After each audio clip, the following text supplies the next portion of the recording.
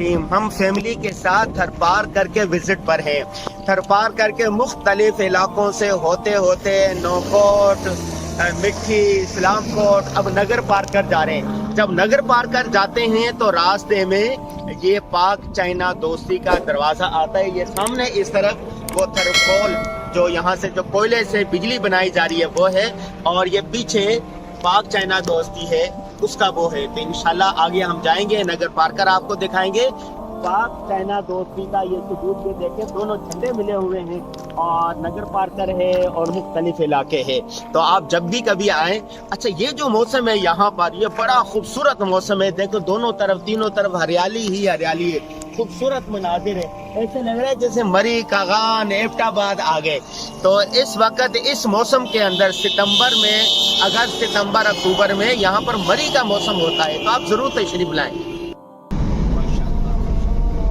یہ تو واقعتاً ایسا لگ رہا ہے جیسے مری، کاغان، ایبٹ آباد ہم گھوم رہے ہیں۔ جی جی، بہت خوبصورت ہریالی اور بہت اچھا منظر ہے۔ اسلام کوٹ سے نگر جاتے ہوئے نگر پارکر۔ اب یہ ریت کے جو پہاڑ یہ ختم ہو جائیں گے اور پتھروں کے پہاڑ شروع ہو جائیں گے۔ اچھا اچھا، جی جی۔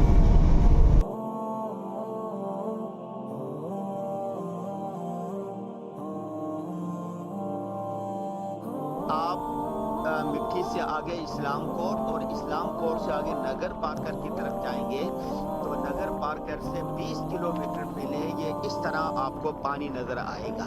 یہ چاروں طرف پہاڑ ہیں اور بیچ میں پانی ہے، اور اس کو دلدل کہتے ہیں۔ یہ جو یہ پانی سا نظر آ رہا ہے نا، یہ دلدل ہے، اس کے اندر آدمی کھب جاتا ہے۔ جہاں جائیں گے پاؤں اندر یہ دھستا چلا جائے گا۔ تو یہ پانی ہے اور یہ دلدل ہے، یہ ساری دور تک آپ کو نظر آ رہا ہے۔ یہ دیکھیں، جو لوگ آتے ہیں نگر پارکر دیکھنے کے لیے تو وہ یہاں پر اس طرح رک جاتے ہیں اور یہ نظارہ بھی کرتے ہیں۔ تو آپ نے محاورہ سنا ہوگا سراب، تو دور سے وہ پانی نظر آتا ہے، وہ پانی نہیں ہوتا، لیکن یہ پانی ہے۔ دور سے ایسے لگ رہا تھا جیسے ریگستان ہے، ریت ہے، لیکن یہ ایسا نہیں ہے۔ یہاں پر یہ وہ ہے، یہ پانی ہے اور دلدل سی ہے۔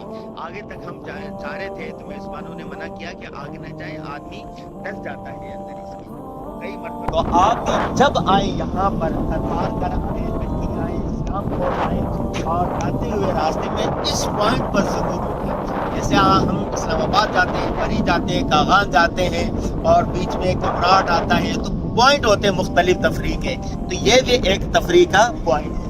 تو آپ یہاں پر ضرور آئیں۔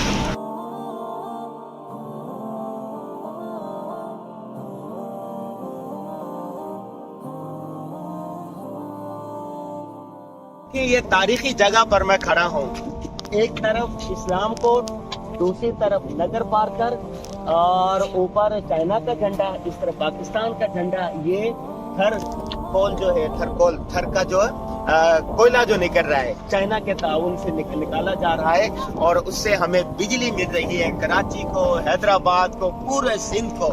اور بہت زیادہ بجلی کا بحران تھا، ہمارے حکمرانوں نے ایک اچھا کام کیا کہ چائنا کو یہ ٹھیکہ دیا، اور چائنا نے یہاں پر یہ بجلی نکالنے کا بہت بڑا پلانٹ لگایا، اور یہاں سے بجلی نکل کے، یہ کھمبے دیکھیں، اوپر دکھا سکیں کیمرہ میں کہ یہ دیکھیں، یہ کھمبے ہیں، اس کے ذریعے سے بجلی کراچی، حیدرآباد، جام شورو اور مختلف علاقوں میں جا رہی ہے۔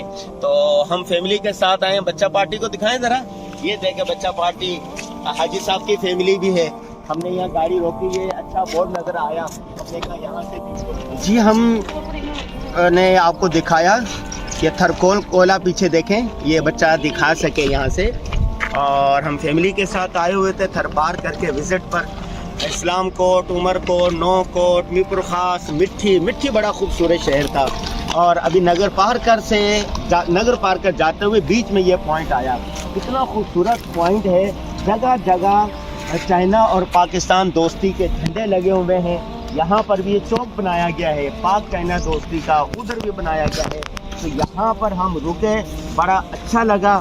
اللہ تبارک و تعالیٰ پاکستان کو اسی طرح ترقیوں سے نوازتا رہے۔